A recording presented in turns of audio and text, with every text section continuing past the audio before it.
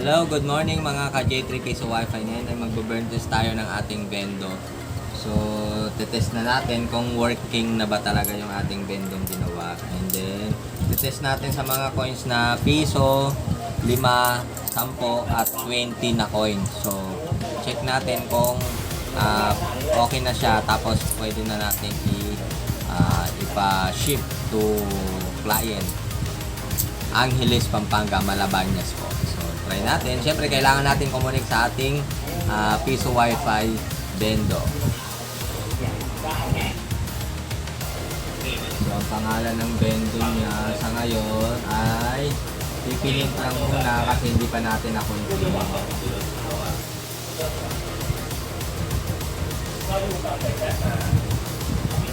Check natin. LPB po siya, naka-VLAN setup. So, insert money tayo. So, ayan. Unahin natin yung 20 na coin. Ayan. Tapos, 10, 5, 10, piso, 5, at piso. So, ayan, total of 52 pesos. Hindi ko alam kung kita nyo mga ka-J3.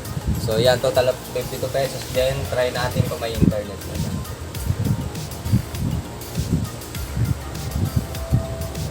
So, ayan, working na. Nagpi-play na yung ating video.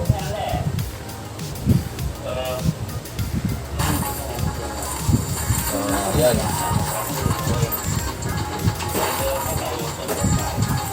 So yun, maraming salamat po sa lahat ng nagtitiwala sa J3 Piso Wi-Fi Builder at J3 Ronda team. God bless po sa inyong lahat. Siyempre sa mga hindi pa nakaka-subscribe, don't forget to subscribe, like, and share sa ating mga video and other information. Meron din po tayong Facebook page na J3 Piso Wi-Fi at J3 Ronda.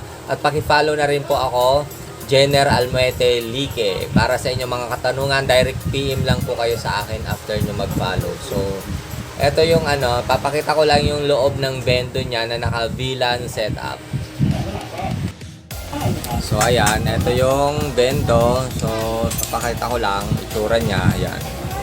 Tapos, ang likod niya, pag naka-VLAN setup ay ganito. Ayan. So, ayan. Ayan po yung niya. Ayan po yung VLAN setup. Naka-TP-Link po siya. So, yun. Yan yung mga other parts. So, yun. Okay na. Goods na goods ang ating bendo sa ngayon. So, muli. Ako ang inyong ka-J3 Piso Wi-Fi at ka-J3 Ronda, Jenner Almuete Lique. Salud. Bye-bye.